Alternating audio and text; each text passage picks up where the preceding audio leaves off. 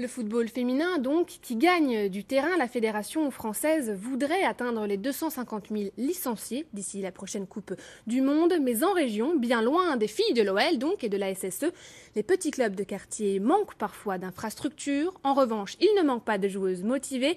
Aude Henry et Olivier de Noyelles sont allés à la rencontre des footballeuses de la Duchère et des Minguettes. C'est le dossier de cette édition. Regardez. 17h et pas de temps à perdre. Mariam boucle son sac. Ce soir, elle a foot. Le foot est devenu sa passion et dans la famille, ce n'est pas du tout tabou. Je me rappelle que je regardais une vidéo de Amel Majri qui habitait dans mon quartier avant et je me suis dit qu'en fait tout le monde peut avoir un avenir dans le foot. Pourquoi pas essayer? Contrairement à beaucoup de gens qui ont des a priori que pourquoi les filles faire du foot, c'est un sport de garçons et tout ça, pas du tout. Dès qu'elle nous en a parlé, que ce soit son père ou moi, on était d'accord. Cela fait 5 ans que Mariam fait le même chemin 2 fois par semaine. Elle rejoint ses copines au stade des Minguettes.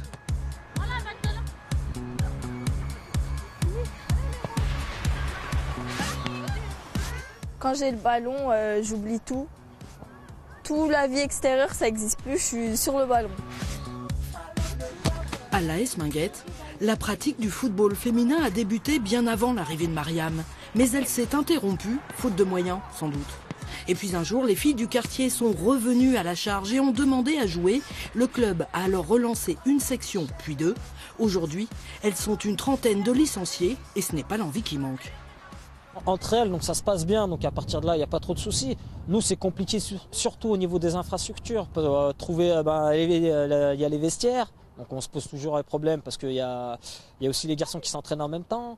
Après, trouver aussi au niveau des terrains, donc c'est surtout à ce niveau-là. Mais au niveau des filles, il n'y a pas de problème.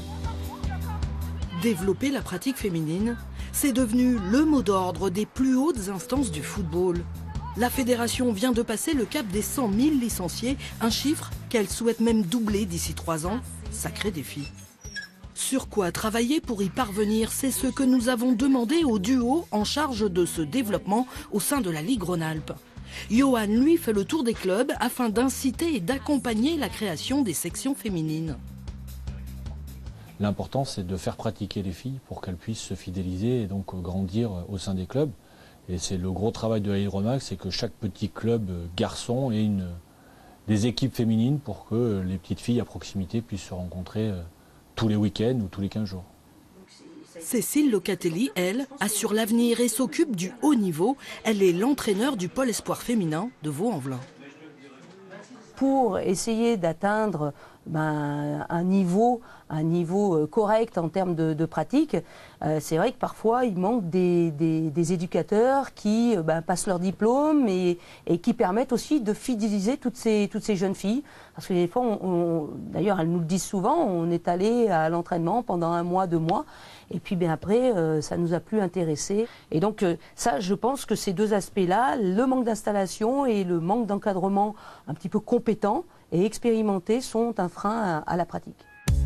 Donner accès à la pratique et au plus grand nombre, ça c'est le credo d'un autre club de quartier, celui de la Duchère. Ici, la création d'une section féminine s'est faite en 2010, non pas à la demande des filles, mais par la volonté d'un seul homme, le président du club. À partir de là, l'essentiel du travail a tourné autour d'une idée simple, l'acceptation.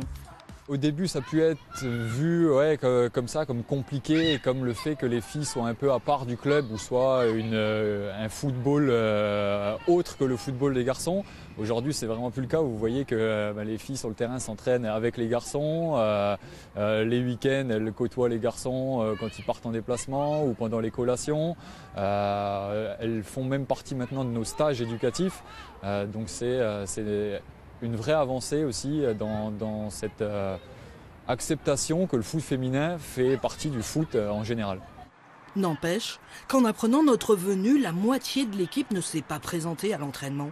Faut-il y voir de la timidité, la peur de se faire chambrer, allez savoir, mais cela en dit beaucoup sur celles qui étaient là, sur leur envie de pratiquer et sur leur envie de donner envie. Moi, ça m'apporte, ça me permet de me dépenser, de passer du bon temps, de voir mes amis. et voilà, de pratiquer ma passion. Voilà, ça permet, on va dire, de m'évader en quelque sorte. Je suis pas prête d'arrêter le foot. C'est quelque chose que j'apprécie énormément. C'est pour ça d'ailleurs que je coach les U15 féminines. Parce que j'apprécie montrer ce que c'est réellement le foot, donner envie aux petites pour qu'elles progressent dans le foot, etc.